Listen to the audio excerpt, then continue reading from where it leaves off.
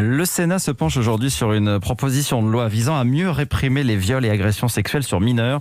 Elle propose d'établir un seuil de non-consentement à 13 ans. Un âge en dessous duquel un enfant ne peut pas consentir à une relation sexuelle avec un adulte, avec l'objectif d'établir un interdit sociétal clair.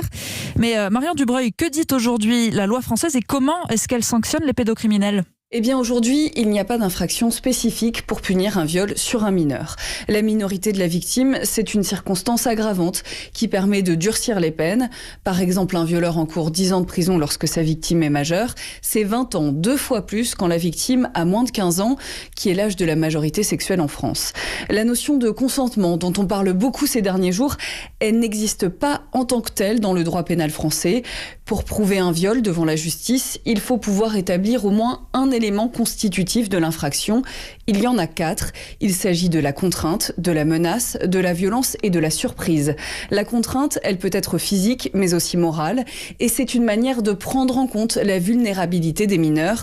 Un écart d'âge significatif entre un enfant victime et son agresseur, ou bien la position d'autorité de l'agresseur, celle d'un professeur par exemple. Enfin, l'inceste est une circonstance aggravante qui fait l'objet d'une peine complémentaire, comme le retrait de l'autorité parentale. Marion Dubreuil.